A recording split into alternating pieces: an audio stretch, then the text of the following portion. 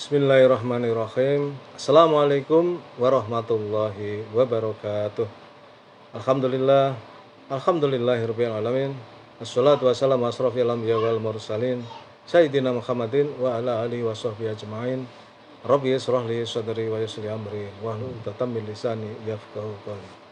Halo teman-teman sekalian, apa kabar? Alhamdulillah, kita berjumpa lagi di Dunia Maya dalam keadaan sehat walafiat. Dan oleh karena itu mari kita terus bersyukur kepada Allah Subhanahu wa taala atas segala karunia yang telah diberikan kepada kita yang begitu banyak dan mustahil kita bisa menghitungnya. Di antaranya adalah karunia kesehatan, karunia kesempatan, karunia umur panjang yang barokah, dan tentu karunia yang paling agung adalah karunia iman dan Islam. Karena dengan keduanya itulah kita akan selamat fid dunya wal akhirah. Selanjutnya mari kita berselawat kepada baginda Rasulullah Muhammad SAW. Allahumma sholli ala Sayyidina Muhammad wa ala ali Sayyidina Muhammad.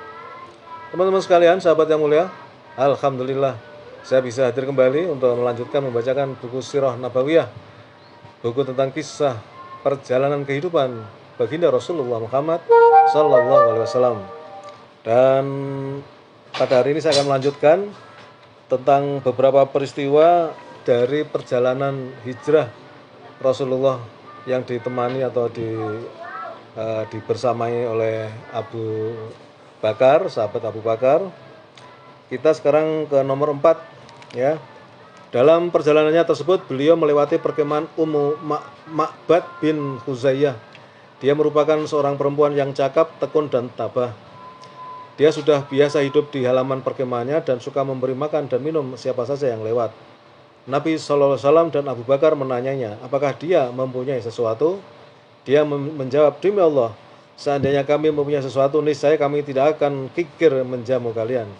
Domba-domba kami tidak ada air susunya. Waktu itu adalah tahun paceklik.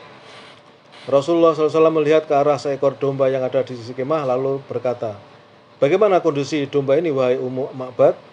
Domba ini sudah tidak bisa lagi mencari makan, jawabnya. Apakah dia masih memiliki susu? Tanya beliau. Bahkan kondisinya lebih parah lagi, jawabnya.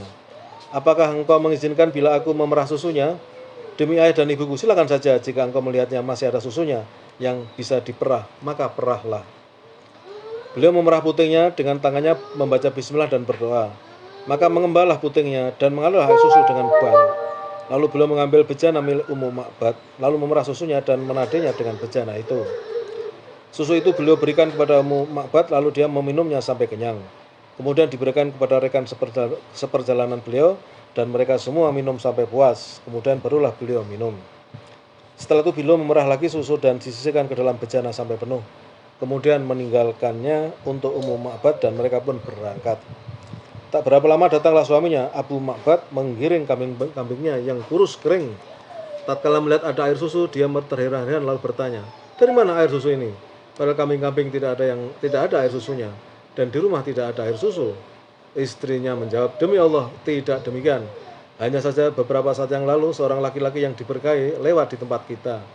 Kejadiannya adalah begini dan begitu. Kondisinya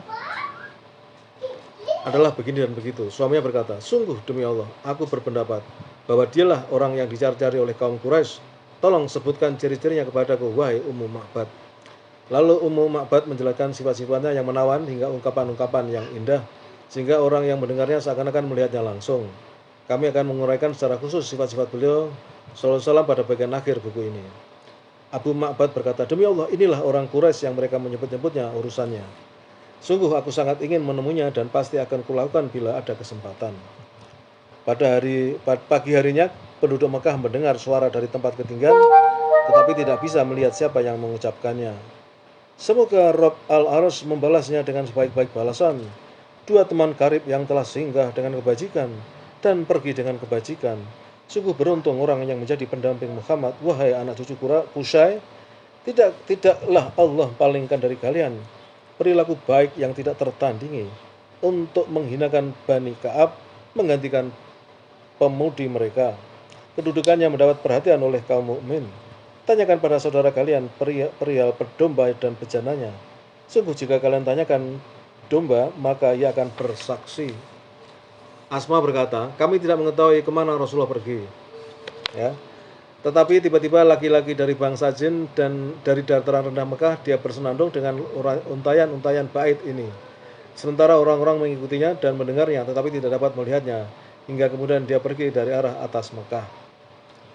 Dia melanjutkan, ketika kami mendengar ucapannya, kami menjadi tahu kemana Rasulullah pergi, yaitu ke arah Madinah. Dalam perjalanan, Rasulullah SAW bertemu dengan Abu Buraidah, pemimpin kaumnya. Dia keluar mencari Rasulullah SAW dan Abu Bakar untuk meraih hadiah yang dijanjikan Quraisy. Ketika dia sudah berhadapan dengan Rasulullah SAW dan beliau mengajaknya berbicara, maka seketika itu dia masuk Islam bersama 70 orang dari kaumnya. Dia melepas kerudung kepalanya dan mengikatkan di tombaknya sebagai bendera, seraya berseru bahwa pemimpin yang membawa keamanan dan perdamaian telah datang untuk memenuhi dunia dengan keadilan. Di tengah perjalanan, Rasulullah SAW juga bertemu dengan Az-Zubair beserta serombongan orang yang sudah masuk Islam. Mereka adalah kafilah pedagang yang usai bernikah dari Syam. Az-Zubair memberikan kain putih kepada beliau dan Abu Bakar. Singgah di Kuba. Pada hari Senin tanggal 8 Rabiul Awal tahun 14 Kenabian atau tahun pertama Hijrah, bertepatan dengan 23 September tahun 622 Masehi, Rasulullah SAW tiba di Kuba. Urwah bin Zubair berkata, kaum muslim di Madinah sudah mendengar keberangkatan Rasulullah dari Mekah. Tiap pagi mereka pergi ke Al-Harrah, menunggu dan mereka baru kembali ke rumah setelah matahari bersinar terik. Suatu hari mereka juga terpaksa pulang setelah menunggu beliau cukup lama.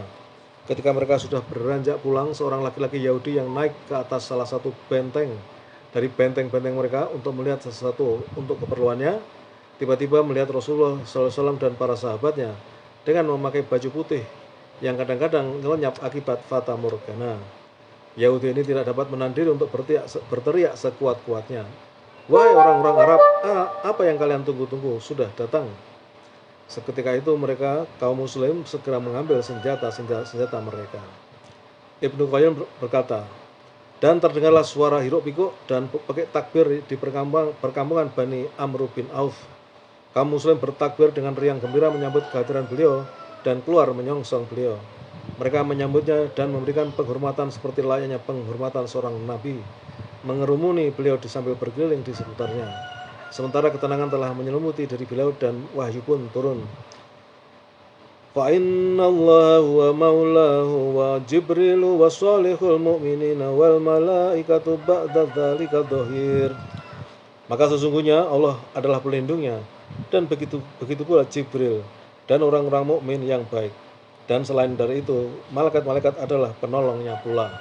Surat At-Tahrim ayat 4. Urwah ibnu Zubair berkata, mereka menemui Rasulullah, lalu beliau bersama mereka berjalan beriringan ke arah kanan hingga singgah di perkampungan Bani Amr bin Auf. Hal itu terjadi hari Senin, bulan Rabiul Awal. Abu Bakar berdiri menyongsong orang-orang, sementara Rasulullah SAW tetap duduk dan diam. Maka orang-orang Ansor yang belum mengenal Rasulullah SAW menyambut dan mendatangi Abu Bakar, mengira dia adalah Nabi SAW, hingga sinar matahari menerpa beliau. Lalu Abu Bakar menaunginya dengan burdahnya.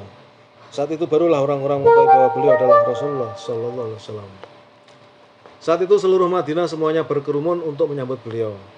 Ini adalah hari yang sangat meriah, yang belum pernah disaksikan sebelumnya sepanjang sejarah mereka. Orang-orang Yahudi benar-benar telah melihat kebenaran kabar gembira atau bisyarah Habkuk, nabi orang Yahudi. Sesungguhnya Allah datang dari At-Tihan dan Al-Qudus datang dari Bukit Faron.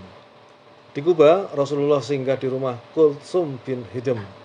Ada yang menyebutkan di tempat Ali-Sad bin Qusaimah, tetapi versi yang pertama yang lebih kuat.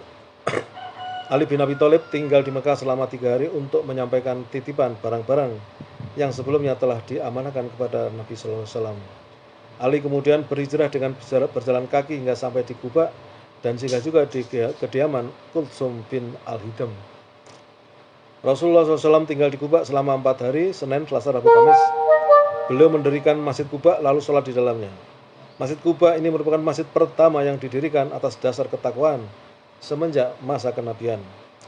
Memasuki hari kelima yaitu hari Jumat atas perintah Allah SWT, beliau meneruskan perjalanan bersama Abu Bakar yang membonjang di belakangnya. Beliau mengutus seseorang mendatangi Bani Najjar, keluarga ibu kakeknya Abdul Muthalib. Mereka pun datang dengan menghunus pedang mengawal beliau. beliau berjalan menuju Madinah, tetapi tiba di perkampungan Bani Salim bin Auf waktu Jumat telah masuk.